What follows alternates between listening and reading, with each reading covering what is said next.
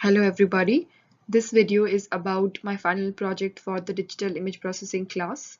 My name is Anshul Sharma. I'm from the Department of Electrical and Computer Engineering at the University of Florida. I have tried to explore the field of augmented reality by trying to make a 3D interaction two-player game. So this entire topic is going to be about how the game has been developed and what all difficulties have been faced while exploring this entire new era of augmented reality.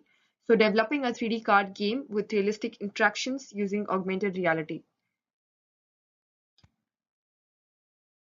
The outline of this video is going to cover the problem statement, the overview, applications, the entire game development step by step, the physical properties and the realistic interaction code, the performance evaluation, demo, and finally the conclusion.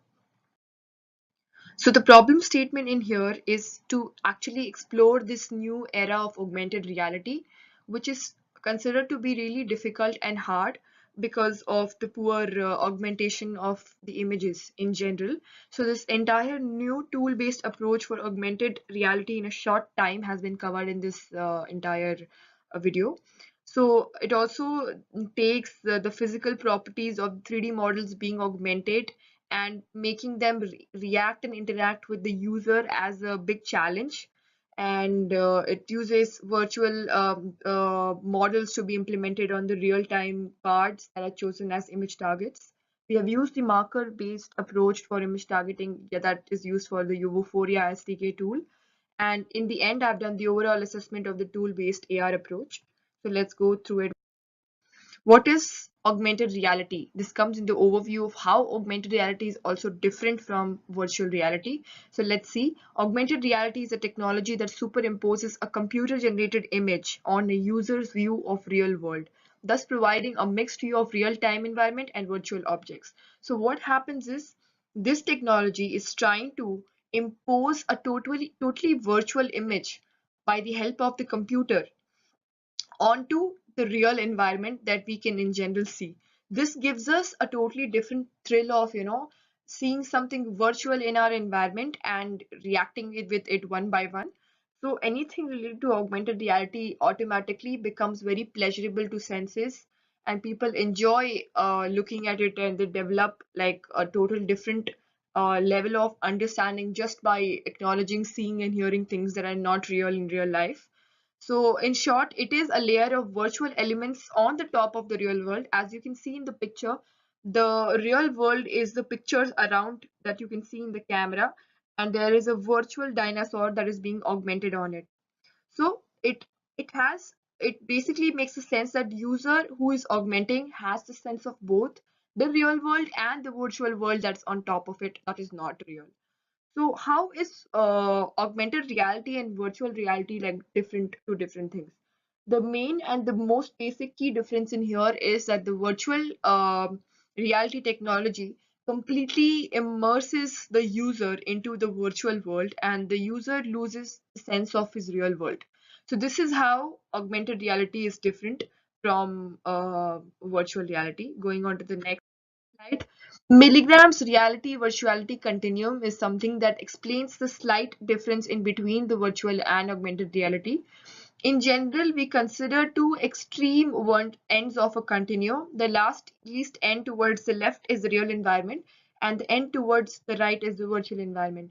AR lies towards the real because mostly virtual objects are actually placed, like layered upon the real environment. So AR is towards the left hand side of the continuum. The user is aware of both the environments, which is not the case when it comes to virtual reality. So virtual reality lies totally towards the virtual environment, that is the right hand side of the continuum. Something in between that uses the virtual as well as real is called mixed reality, which is another name for augmented reality too. So there are different types of augmented realities, that is marker based AR and markerless based AR. This project is using the marker based approach. So we will see how this works. Using a marker based approach basically uses an image target to set markers inside the AR system. How it is done is we take the images and feed it to the Vuforia SDK tool. It sets the proper image targets according to the image intensity and the pixel values. It sets it, gives it a rating if the proper image is a 5-star rating or not to be used for rendering a 3D object on it. And once these markers are placed, then these markers get identified by the AR stream of the camera, that is my laptop camera in this case. And as soon as these markers come in contact with the AR stream, the 3D model is projected on it. This entire approach can be seen on the right hand side of the image. It searches for markers. Once the marker is found, it finds the 3D position and orientation of the model. It identifies the marker, positions and orients the object, these virtual objects, and once the marker comes back in the video stream, it shows and renders in a video frame. Markerless AR, on the other hand, does not use any sort of markers, and it is currently the best technology. It also involves active tracking and recognition of real on any support without using any markers. Also allows very complex, which you can see like sorts of applications on the right hand side of the screen.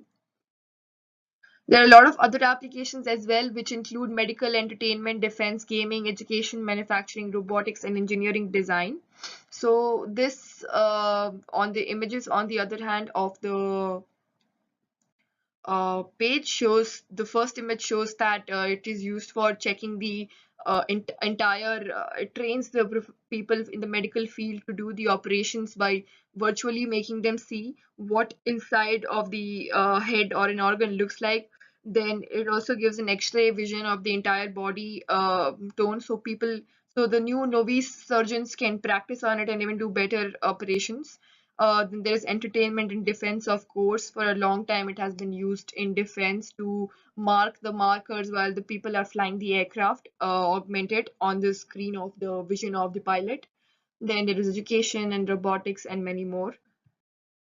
Coming down to the game development slide. So this is a two-player Pokemon card game where I have chosen two image targets as seen in the second photograph. And these image targets, one being objected, one's being fed through the camera stream, augment two Pokemon models. One is fire and one is water. So I'm sorry for the interruption. So once the fire Pokemon and the water Pokemon are augmented on the screen, they will attack each other and fight against each other. And that's what is the entire game done in augmented reality. So the fire Pokemon has a flamethrower power, which is a virtual button you can see in the end. And the Poliwag, that is the water Pokemon, has a water gun power. So the step one was choosing the development engine and getting all the data sets required for the game. I chose Unity 3D engine and Vuforia SDK for the AI development using marker-based approach. Then after creating the entire project in Unity and downloading the data sets of the 3D model for the Pokemons through the Pokemon Go website, I chose the image targets. These image that you can see on the screen were fed onto the Vuforia SDK tool, and once using the development portal, and once the images were there, the data sets are generated and imported in the game engine as the form of custom assets.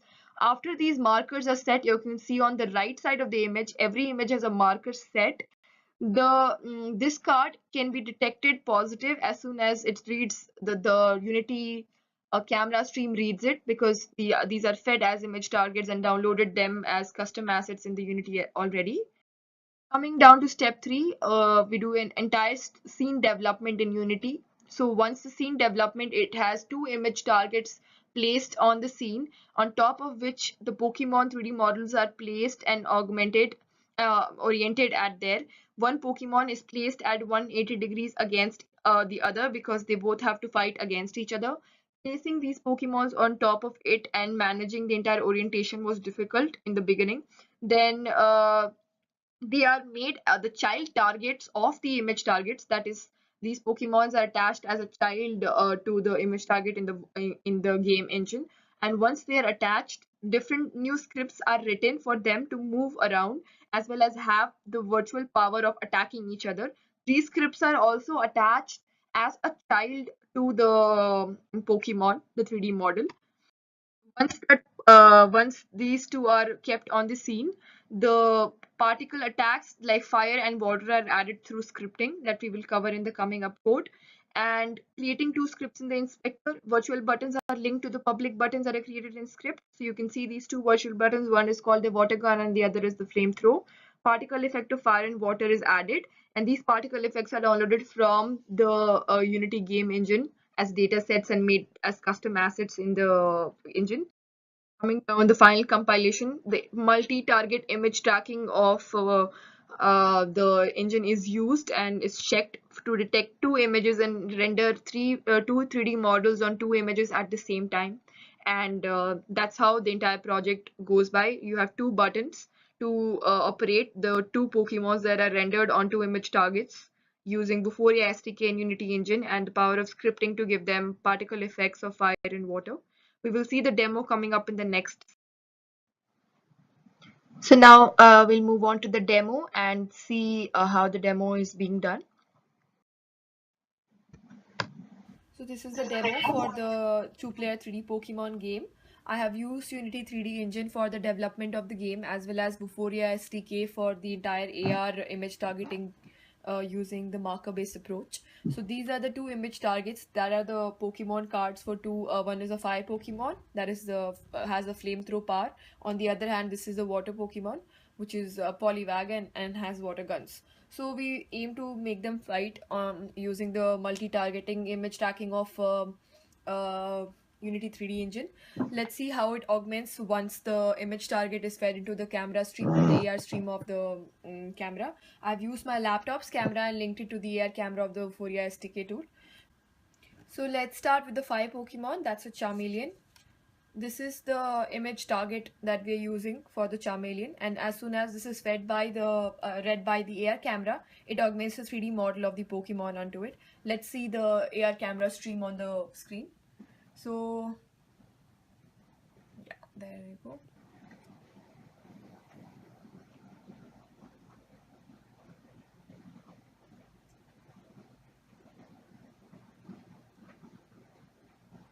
Ready? This Pokemon has been given a power to attack, that is a flamethrower power. So now you can see a virtual button on the AR screen that says flamethrower. As soon as we go and press that button, it starts attacking. Let's see how the demo of the attack of Charmeleon.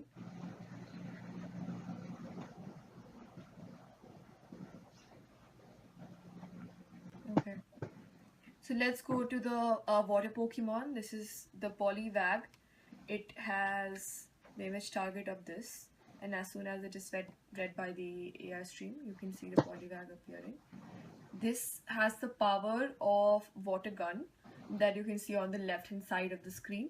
As soon as you go and press that button, it starts attacking the Poliwag. I can move it around. So this is the final attack of both Pokemons against each other. Now they can move around, dodge and attack at the same time. Let's see the demo.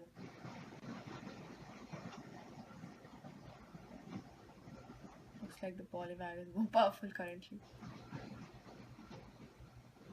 Yes. So this can be further improved by adding an extra button that is the life of each Pokemon, and as the fire or the water attack comes to them, the life keeps decreasing and eventually the game comes to an end. So this is all about the demo. Thank you. So the next page describes the code that has to be written for the special effects that you just saw. That was fire and water. The left hand side writes the Poliwag script that has the water particle described as a host. We make two public buttons, and that is the attack button 1 and the attack button 2, and attach these game objects to them as a child object. Once we write the attack button, once we produce the fire and the water particle effects, we also need to kill them once the work of that is done. So all these particle effects are first downloaded, they're added as game objects and then given specific physical properties of a rigid body and then transferred from one place to another. Then in the end, it is also removed from the physical properties that it disappears after 2 seconds. That code is written right here for the weighting of the particle. These two are uploaded as scripts in the 3D models, and then they are simulated, and once simulated their virtual buttons appear and we check if the scripts are running properly or not. Then the performance evaluation has the facts that this type of augmented reality, a programmer needs to know the physical input and output. Suppose fireballs are used as a rigid body, and we need to develop a entire this thing based upon how the rigid body acts. So these physical inputs and outputs are generally the inputs and outputs of augmented reality because we are trying to augment it in the real world. Research is still underdeveloped in the field of models involving realistic interactions, that is, along with the user. And Vuforia SDK goes and does great work at image tracking, even when the image gets out of the way or goes very far. That the main goal of this augmented reality is to reduce the difference that is between what is real and what is virtually generated on top of the real environment. The marker-based AR is one of the fastest and efficient way preferred over markerless when it comes to realistic interactions with physical properties. Further scope of improvement of the game, as discussed in the demo, is adding a life to the Pokemon, and the life should be dependent as should be added as a game object and should keep reducing as the number of attacks for each Pokemon increase, and eventually one Pokemon in the end wins. So this was the entire game development and how the project was done and what all things were required during doing it. It was a really fun way to learn augmented reality, and I would look forward to keep exploring this area in the coming future. Thank you.